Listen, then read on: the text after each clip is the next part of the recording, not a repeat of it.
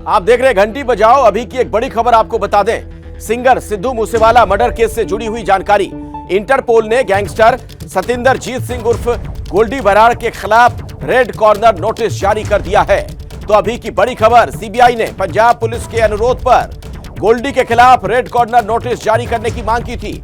हम आपको यह बता दें कि 29 मई को सिद्धू मूसेवाला की हत्या की जिम्मेदारी गोल्डी बराड़ ने ली थी और उसके कनाडा में होने की बात कही जा रही है।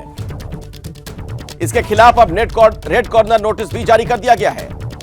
और इसी खबर पर हमें ज्यादा विस्तार से जानकारी देंगे हमारे सहयोगी ओम प्रकाश तिवारी इस वक्त हमारे साथ जुड़ चुके हैं। ओम प्रकाश।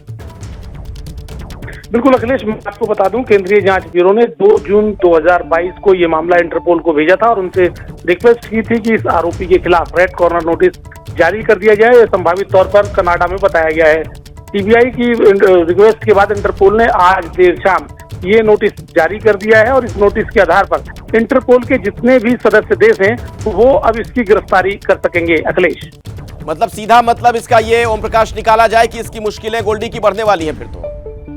बिल्कुल, गोल्डी बराड़ अब विश्व के किसी भी कोने में होगा।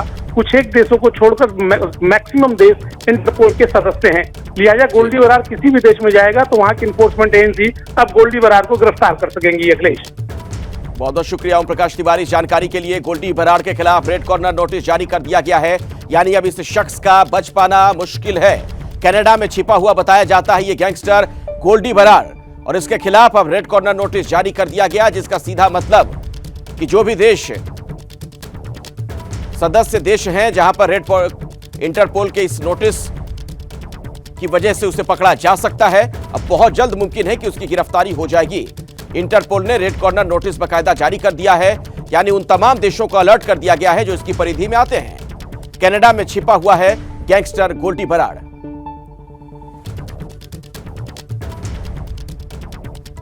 और हमारे साथ सूरज ओझा भी जुड़ चुके हैं, हमारे एक और सहयोगी इसी खबर पर। सूरज, अब यह माना जाए कि जिस तरीके से इसके खिलाफ, गोल्डी के खिलाफ रेड कॉर्नर नोटिस जारी किया गया, बहुत जल्द यह शख्स पकड़ा जा सकता है, ये गैंगस्टर। जी बिल्कुल, इंटरपोल के सदस्य जितने भी देश हैं वो सारे देशों को अब सूचित कर दिया गया है कि ये जो गोल्डी बराड़ है ये किस तरह से दिखता है और ये भारत के लिए क्यों इम्पोर्टेंट है, भारत में इसने कितने गंभीर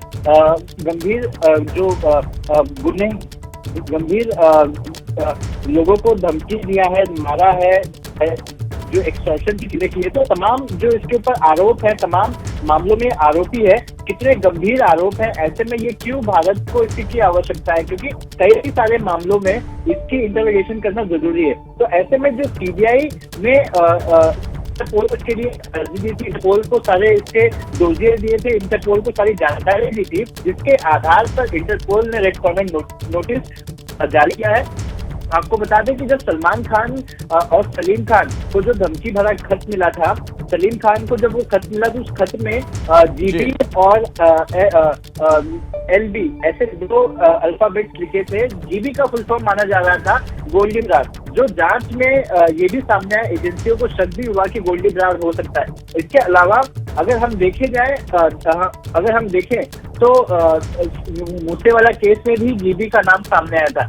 ऐसे में रेड कॉर्नर नोटिस इशू करना काफी जरूरी था, क्योंकि बिल्कुल, और इस वजह से अब इसकी गिरफ्तारी बहुत जल्द मुमकिन है। बहुत बहुत शुक्रिया सूरज इस जानकारी के लिए आपका। हमारे साथ जगविंदर पटियाल भी जुड़ चुके हैं, हमारे एक और सहयोगी। जगविंदर, अब ये माना जाए कि ये शख्स कहीं भी छिपा बैठा हो विदेश में, बहुत जल्द पकड़ा जाएगा।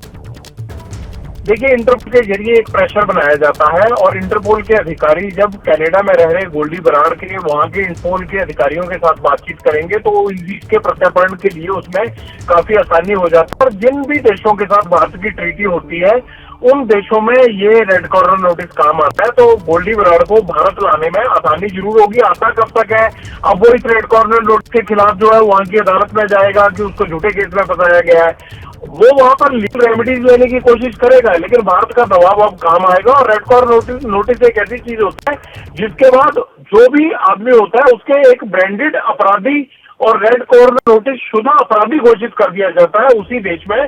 तो गोल्डी बराड़ अब उतनी आसानी से कनाडा से बाहर या किसी दूसरे मुल्क में नहीं जा सकता। लेकिन ताज्जुब की बात क्या है अखिलेश, ताज्जुब ये है कि मूसेवाला की हत्या के बाद देखिए 10 दिन में ये सारी कार्रवाई हुई।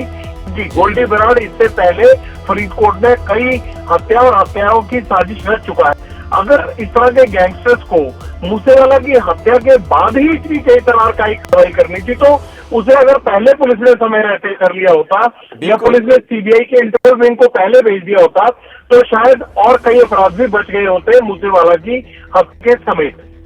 बिल्कुल सही कह रहे हैं आप जगविंदर, बहुत बहुत शुक्रिया फिलहाल इस जानकारी के लिए आपका।